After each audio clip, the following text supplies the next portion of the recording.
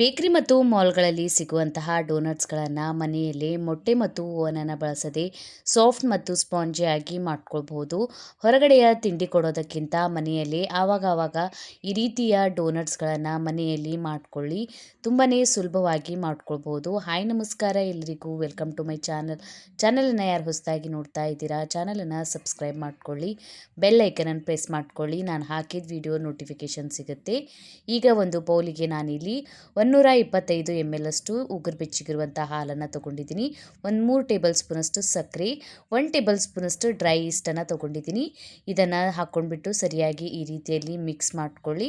Mix ಮಾಡ್ಕೊಂಡ್ಬಿಟ್ಟು ಒಂದು 10ರಿಂದ 15 ನಿಮಿಷ ಇದನ್ನು ಆ್ಯಕ್ಟಿವೇಟ್ ಆಗೋದಕ್ಕೆ ಬಿಡಬೇಕು. 15 ನಿಮಿಷ ಆಗಿದ್ಮೇಲೆ ನೋಡಿ ಈಸ್ಟ್ ಆ್ಯಕ್ಟಿವೇಟ್ ಆಗಿದೆ. ಇದನ್ನು ಈಗ ಸರಿಯಾಗಿ ಮಿಕ್ಸ್ ಮಾಡ್ಕೊಂಡ್ಬಿಟ್ಟು ಈಗ ನಾನು ಹಿಟ್ಟನ್ನು ಜರಡಿ ಹಿಡ್ಕೋತಾ ಇದ್ದೀನಿ. ಇದಕ್ಕೆ ಈಗ ನಾನು 2 ಕಪ್ಪಷ್ಟು ಮೈದಾ ಹಿಟ್ಟನ್ನು ತೊಗೊಂಡಿದ್ದೀನಿ. ನೀವು ಗೋಧಿ ಹಿಟ್ಟಿನ ಡೋನಟ್ಸ್ ಕೂಡ ಮಾಡ್ಕೊಳ್ಬಹುದು. ಇಲ್ಲ ಅಂದರೆ ಅರ್ಧ ಮೈದಾ ಹಿಟ್ಟು ಅರ್ಧ ಗೋಧಿ ಹಿಟ್ಟನ್ನು ಯೂಸ್ ಮಾಡ್ಕೊಳ್ಬಹುದು. ಆದರೆ ಮೈದಾ ಹಿಟ್ಟಿನಿಂದ ಮಾಡಿದಂತಹ ಡೋನಟ್ ಟೇಸ್ಟ್ ತುಂಬ ಚೆನ್ನಾಗಿ ಬರುತ್ತೆ.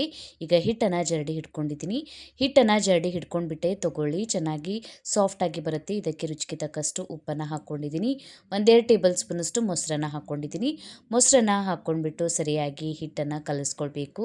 ಈ ರೀತಿ ಈಗ ನಾನು ಸರಿಯಾಗಿ ಮಿಕ್ಸ್ ಮಾಡ್ಕೊಂಡ್ಬಿಟ್ಟು ಒಂದು 100 ml ಅಷ್ಟು ಮತ್ತಷ್ಟು ಹಾಲನ್ನು ತೊಗೊಂಡಿದ್ದೀನಿ. ಹಾಲನ್ನು ಹಾಕ್ಕೊಳ್ತಾ ಸಾಫ್ಟ್ ಆದಂಥ ಹಿಟ್ಟನ್ನು ನಾದ್ಕೊಳ್ಬೇಕು. ನಾನು ಈ ಹಿಟ್ಟನ್ನು ನಾದೋದಕ್ಕೆ 250 ml ಅಷ್ಟು ಹಾಲನ್ನು ಯೂಸ್ ಮಾಡಿದ್ದೀನಿ. ಮೆಷರ್ಮೆಂಟನ್ನು ಸರಿಯಾಗಿ ಯೂಸ್ ಮಾಡ್ಕೊಂಡ್ಬಿಟ್ಟು ಈ ಡೋನಟನ್ನು ಮಾಡ್ಕೊಳ್ಳಿ, ತುಂಬಾ ಸಾಫ್ಟಾಗಿ ಬರುತ್ತೆ.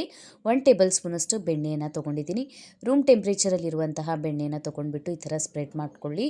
ಇದನ್ನು ಮುಚ್ಚಿಬಿಟ್ಟು 1-2 ಗಂಟೆವರೆಗೂ ಹಿಟ್ಟನ್ನು ಸರಿಯಾಗಿ ಆ್ಯಕ್ಟಿವೇಟ್ ಆಗೋದಕ್ಕೆ ಬಿಡಬೇಕು. 2 ಗಂಟೆ ಆಗಿದ್ಮೇಲೆ ನೋಡಿ ಹಿಟ್ಟು ಡಬಲ್ ಆಗಿಬಿಟ್ಟಿದೆ. ಈಗ ಇದನ್ನು ಸರಿಯಾಗಿ ಈ ರೀತಿ ನಾದ್ಕೊಳ್ಬೇಕು. ಈಗ ಇದನ್ನು ನಾನು ತೆಕ್ಕೊಂಡ್ಬಿಡ್ತಾ ಇದ್ದೀನಿ. ತೆಕ್ಕೊಂಡ್ಬಿಟ್ಟು ನಾವು ಇದಕ್ಕೆ 1-2 ಟೇಬಲ್ ಸ್ಪೂನಷ್ಟು ಬೆಣ್ಣೆಯನ್ನು ಹಚ್ಕೊಂಡ್ಬಿಟ್ಟು ಸರಿಯಾಗಿ ಈ ರೀತಿ ಹಿಟ್ಟನ್ನು ನಾದ್ಕೊಳ್ಬೇಕು. ಎಷ್ಟು ಸರಿಯಾಗಿ ನಾದ್ಕೋತೀವಲ್ಲ ಅಷ್ಟು ಸಾಫ್ಟಾಗಿ ಈ ಡೋನಟ್ಸ್ ರೆಡಿ ಆಗುತ್ತೆ. ಹಿಟ್ಟನ್ನು ನಾದ್ಕೊಂಡ್ಬಿಟ್ಟು ಈಗ ನಾನು ಇದನ್ನು ಈ ರೀತಿ ರೌಂಡ್ ಶೇಪ್ನಲ್ಲಿ ಮಾಡ್ಕೋತಾ ಇದ್ದೀನಿ. ರೌಂಡ್ ಶೇಪ್ನಲ್ಲಿ ಮಾಡ್ಕೊಂಡ್ಬಿಟ್ಟು ಇದನ್ನು ಈಗ ನಾನು ಕಟ್ ಮಾಡ್ಕೊಳ್ತೀನಿ. ಈ ರೀತಿಯಲ್ಲಿ ಕಟ್ ಮಾಡ್ಕೊಳ್ಳಿ. ನಿಮಗೆ ಡೋನಟ್ ಒಂದೇ ಸೈಜ್ನಲ್ಲಿ ರೆಡಿ ಮಾಡ್ಕೊಳ್ಳೋದಕ್ಕೆ ಈಸಿ ಆಗುತ್ತೆ. ಎಲ್ಲ ಕಡೆ ಈಕ್ವಲ್ ಕ್ವಾಂಟಿಟಿಯಲ್ಲಿ ಹಿಟ್ಟನ್ನು ಕಟ್ ಮಾಡ್ಕೊಂಡಿದ್ದೀನಿ. ಕಟ್ ಮಾಡ್ಕೊಂಡಿರುವಂಥ ಹಿಟ್ಟನ್ನು ಈ ರೀತಿ ಕೈಗೆ ತಗೊಂಡ್ಬಿಟ್ಟು ಇದನ್ನು ಈ ರೀತಿ ರೌಂಡ್ ಶೇಪ್ನಲ್ಲಿ ಮಾಡ್ಕೊಳ್ಬೇಕು. ಯಾವುದೇ ಥರ ಕ್ರ್ಯಾಕ್ಸ್ಗಳು ಕಾಣಬಾರ್ದು. ಈ ರೀತಿ ರೌಂಡ್ ಶೇಪ್ನಲ್ಲಿ ಮಾಡ್ಕೊಂಡ್ಬಿಟ್ಟು ಈಗ ನಾನು ಬಟರ್ ಪೇಪರ್ ಮೇಲೆ ಇದನ್ನು ಇಟ್ಕೋತಾ ಇದ್ದೀನಿ. ಬಟರ್ ಪೇಪರ್ ಮೇಲೆ ಇಟ್ಕೊಳ್ಳಿ, ಆಮೇಲೆ ಫ್ರೈ ಮಾಡುವಾಗ ತೆಕ್ಕೊಳ್ಳೋದಕ್ಕೆ ಈಸಿ ಆಗುತ್ತೆ. ಕೆಳಗಡೆನೂ ಇಟ್ಕೊಳ್ಬೋದು. ಸ್ವಲ್ಪ ಹಿಟ್ಟನ್ನು ನೀವು ತೆಳಗಡೆ ಹಾಕ್ಕೊಂಡ್ಬಿಟ್ಟು ಇದನ್ನು ಇಟ್ಕೊಳ್ಳಿ.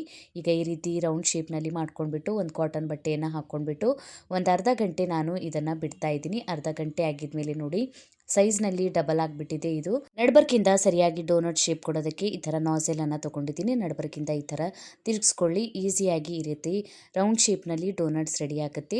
ನಿಮ್ಮ ಹತ್ರ ಯಾವುದಾದ್ರೂ ಬಾಟಲಿನ ಸಣ್ಣ ಮುಚ್ಚಳ ಇದ್ದರೆ ಅದರಿಂದ ಕೂಡ ಕಟ್ ಮಾಡ್ಕೊಳ್ಬಹುದು. ಈಗ ನೋಡಿ ಎಲ್ಲ ಡೋನಟ್ಸ್ಗಳನ್ನು ರೆಡಿ ಮಾಡ್ಕೊಂಡಿದ್ದೀನಿ. ಈ ರೀತಿ ಬಟರ್ ಪೇಪರನ್ನು ನೀವು ಕಟ್ ಮಾಡ್ಕೊಳ್ಳಿ, ಸುಲಭವಾಗಿ ಬಂದುಬಿಡುತ್ತೆ, ಶೇಪ್ ಕೆಡೋದಿಲ್ಲ. ಈ ರೀತಿಯಲ್ಲಿ ನೀವು ಬಟರ್ ಪೇಪರ್ ಮೇಲೆ ರೆಡಿ ಮಾಡಿ ಇಟ್ಕೊಂಡ್ರೆ ಈಗ ನಾನು ಎಣ್ಣೆಯನ್ನು ಬಿಸಿ ಮಾಡ್ಕೊಂಡಿದ್ದೀನಿ. ಮೀಡಿಯಂ ಫ್ಲೇಮ್ನಲ್ಲಿ ಗ್ಯಾಸನ್ನು ಇಟ್ಕೊಂಡ್ಬಿಟ್ಟು ಒಂದೊಂದಾಗಿ ಈ ರೀತಿ ಡೋನಟ್ಗಳನ್ನು ಹಾಕ್ಕೊಳ್ಬೋದು. ಒಂದು ಕಡೆಯಿಂದ ಸರಿಯಾಗಿ ಗೋಲ್ಡನ್ ಬ್ರೌನ್ ಕಲರ್ ಬಂದಾಗ ಇದನ್ನು ಇನ್ನೊಂದು ಕಡೆಯಿಂದ ತಿರುಗಿಸ್ಕೊಂಡ್ಬಿಟ್ಟು ಫ್ರೈ ಮಾಡ್ಕೊಳ್ಳಿ. ಗ್ಯಾಸ್ ಫ್ಲೇಮನ್ನು ಮೀಡಿಯಮಲ್ಲಿ ಇಟ್ಕೊಳ್ಳಿ. ಸ್ಟಾರ್ಟಿಂಗಲ್ಲಿ ಎಣ್ಣೆ ಜಾಸ್ತಿ ಬಿಸಿ ಇರಬಾರ್ದು. ಮೀಡಿಯಂ ಬಿಸಿ ಇದ್ದಾಗ ಈ ಡೋನಟ್ಸ್ಗಳನ್ನು ಹಾಕ್ಕೊಂಡ್ಬಿಟ್ಟು ಈ ಥರ ಬಣ್ಣಕ್ಕೆ ಬಂದಾಗ ಫ್ರೈ ಮಾಡ್ಕೊಳ್ಬೋದು. ನೋಡಿ ಎಷ್ಟು ಸರಿಯಾಗಿ ಕಲರ್ ಬಂದಿದೆ ಅಂತ. ಈಗ ಎಲ್ಲ ಡೋನಟ್ಸ್ಗಳನ್ನು ನಾನು ಫ್ರೈ ಮಾಡಿ ತೆಕ್ಕೊಂಡಿದ್ದೀನಿ. ಈಗ ನಾನಿಲ್ಲಿ ಡಾರ್ಕ್ ಚಾಕ್ಲೇಟ್ ಮತ್ತು ಮಿಲ್ಕ್ ಚಾಕ್ಲೇಟನ್ನು ಮೆಲ್ಟ್ ಮಾಡಿ ತೊಗೊಂಡಿದ್ದೀನಿ. ಇದರೊಳಗೆ ಒಂದೊಂದಾಗಿ ಈ ರೀತಿ ಡಿಪ್ ಮಾಡ್ಕೊತಾ ಇದ್ದೀನಿ. ಇದರ ಮೇಲ್ಗಡೆ ನೀವು ಬೇಕಾದರೆ ಸ್ಪ್ರಿಂಕಲ್ಸ್ಗಳನ್ನು ಹಾಕ್ಕೊಳ್ಬೋದು. ಇಲ್ಲ ಅಂದರೆ ನಿಮ್ಗೆ ಇಷ್ಟ ಬಂದಂತಹ ಚಾಕ್ಲೇಟ್ ಒಳಗೆ ಈ ಡೋನಟ್ಸ್ಗಳನ್ನು ಡಿಪ್ ಮಾಡಿ ತಿನ್ಕೊಳ್ಳಿ, ತುಂಬಾ ಟೇಸ್ಟಿಯಾಗಿರುತ್ತೆ. ಚಾಕ್ಲೇಟ್ ಇಲ್ಲ ಅಂದರೆ ಕೂಡ ನೀವು ಮನೆಯಲ್ಲಿ ಸಕ್ಕರೆಯನ್ನು ಪುಡಿ ಮಾಡ್ಕೊಂಡ್ಬಿಟ್ಟು ಈ ರೀತಿಯಲ್ಲಿ ತೊಗೊಂಡ್ಬಿಡಿ. ಒಂದೊಂದಾಗಿ ಡೋನಟ್ಸನ್ನು ಬಿಸಿ ಇದ್ದಾಗ ಈ ರೀತಿ ಕೋಟ್ ಮಾಡ್ಕೊಳ್ಳಿ, ತುಂಬಾ ಟೇಸ್ಟಿಯಾಗಿರುತ್ತೆ ಈ ಡೋನಟ್ಸ್ ಕೂಡ. ಚಾಕ್ಲೇಟ್ ತಿನ್ನಲ್ಲ, ನಿಮ್ಮ ಹತ್ರ ಚಾಕ್ಲೇಟ್ ಅವೈಲೇಬಲ್ ಇಲ್ಲ ಅಂದರೆ ನೀವು ಈ ರೀತಿ ಸಕ್ಕರೆಯನ್ನು ಪುಡಿ ಮಾಡ್ಕೊಂಡ್ಬಿಟ್ಟು ಕೋಟ್ ಮಾಡ್ಕೊಳ್ಳಿ, ತುಂಬಾ ಟೇಸ್ಟಿಯಾಗಿರುತ್ತೆ. ಈ ಡೋನಟ್ ಕೂಡ ತುಂಬಾ ಸಾಫ್ಟಾಗಿ ಬರುತ್ತೆ. ಈ ಡೋನಟ್ ಒಂದು ಮುರಿದು ತೋರಿಸ್ತಾ ಇದ್ದೀನಿ ನೋಡಿ ಎಷ್ಟು ಸಾಫ್ಟ್ ಮತ್ತು ಸ್ಪಾಂಜಿಯಾಗಿ ಬಂದಿದೆ ಅಂತ. ಹೊರಗಡೆಯ ಥರ ತುಂಬಾ ಸುಲಭವಾಗಿ ಈ ಸ್ಟೆಪ್ಸನ್ನು ಫಾಲೋ ಮಾಡ್ಕೊಂಡ್ಬಿಟ್ಟು ಈ ರೆಸಿಪಿಯನ್ನು ಮನೆಯಲ್ಲಿ ಟ್ರೈ ಮಾಡಿ ನೋಡಿ, ಕಮೆಂಟ್ ಒಳಗೆ ತಿಳಿಸಿ ವಿಡಿಯೋ ಹೇಗೆ ಅನ್ನಿಸ್ತಂತ. ವಿಡಿಯೋ ಇಷ್ಟ ಆಗಿತ್ತಂದರೆ ವಿಡಿಯೋಗೊಂದು ಲೈಕ್ ಮಾಡಿ, ಫ್ಯಾಮಿಲಿ ಮತ್ತು ಫ್ರೆಂಡ್ಸ್ ಜೊತೆ ಶೇರ್ ಮಾಡ್ಕೊಳ್ಳಿ. ಇದೇ ರೀತಿಯ ವೀಡಿಯೋಸನ್ನು ನೋಡೋಕೆ ಚಾನಲನ್ನು ಸಬ್ಸ್ಕ್ರೈಬ್ ಮಾಡ್ಕೊಳ್ಳಿ, ಬೆಲ್ ಐಕನನ್ನು ಪ್ರೆಸ್ ಮಾಡ್ಕೊಳ್ಳಿ. ಇನ್ಸ್ಟಾಗ್ರಾಮ್ ಮತ್ತು ಫೇಸ್ಬುಕ್ ಪೇಜಿಗೂ ಫಾಲೋ ಮಾಡ್ಕೊಳ್ಳಿ. ಲಿಂಕನ್ನು ನಾನು ನನ್ನ ಡಿಸ್ಕ್ರಿಪ್ಷನ್ ಬಾಕ್ಸ್ನಲ್ಲಿ ಕೊಟ್ಟಿರ್ತೀನಿ. Thank you for watching.